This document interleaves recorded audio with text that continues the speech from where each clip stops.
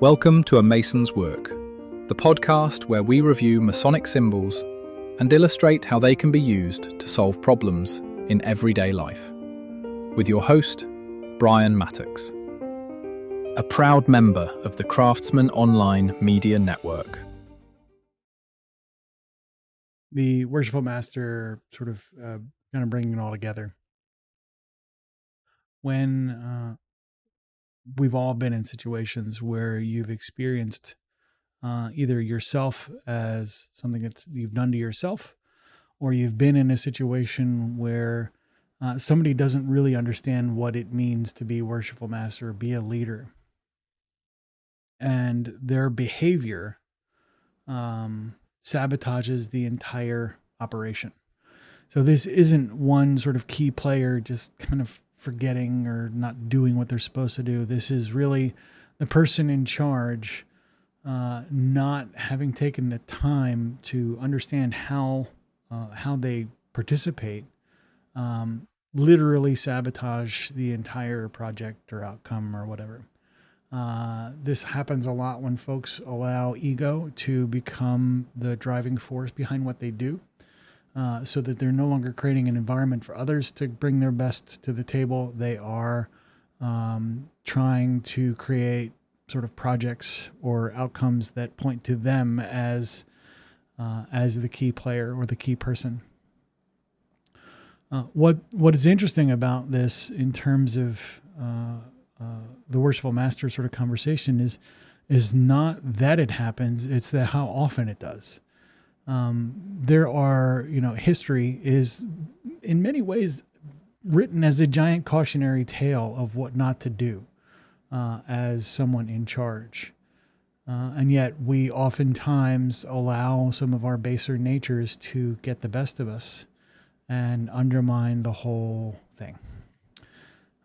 This has happened to me more than I care to admit, and probably in a lot of ways in blind spots that I currently refuse to see.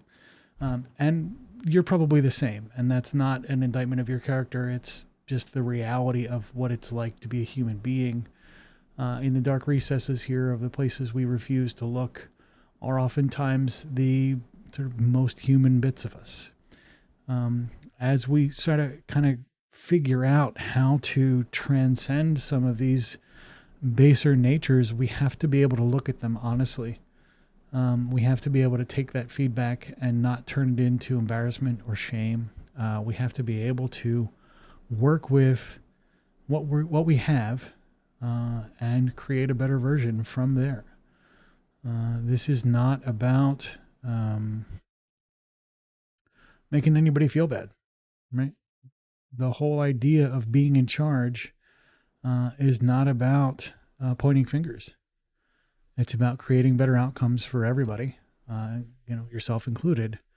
And in doing so, acknowledging the realities of the current environment without meaningfully trying to pin blame or do any of the things that won't actually solve the problem. Every Worshipful Master I've ever served with or served near that has done this, has done it well, essentially elevates everyone they work with to the next level, to better performance, to more engagement, to better outcomes. And every time I have sort of tried to be something for everyone else rather than out of alignment with who I am as a person, every time I've tried to every time I've lost sight of what that outcome is, that temple is that I'm trying to build, I have essentially derailed the operation to everybody's detriment. So don't be too harsh with yourself in the event that you find that that's something that you've done. And that's okay. That's what life's all about. You're going to learn these things as you go. Freemasonry is not about coming in and being perfect.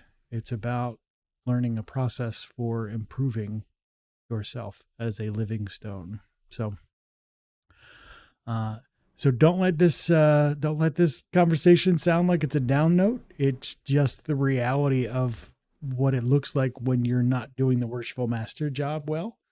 And when you are, you'll know it because it feels absolutely wonderful. You get positive feedback all over the place. You get the kinds of things happening sort of behind the scenes. You make people feel good about what's happening, what's going on in your lodge, what's going on in your community, your church, what have you. They tell other folks, and all of a sudden people come up from out of the woodwork and say, hey, I really like what you're doing here. That means you're doing something right. You should keep doing more of it.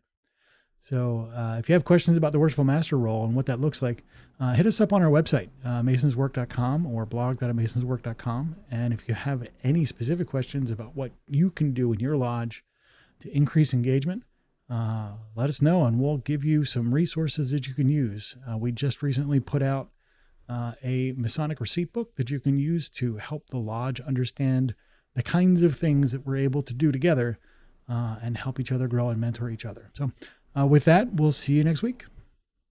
The views represented in this podcast are those of the speaker alone and are not representative of any grand or subordinate lodge.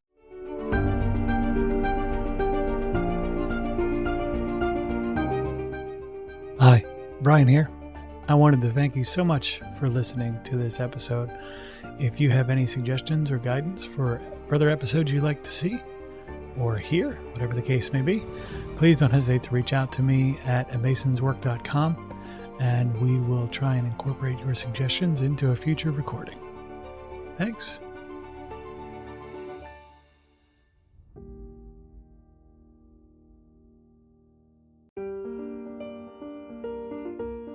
Freemasonry teaches us that the true work is within, a lifelong journey of reflection, discipline, and discovery.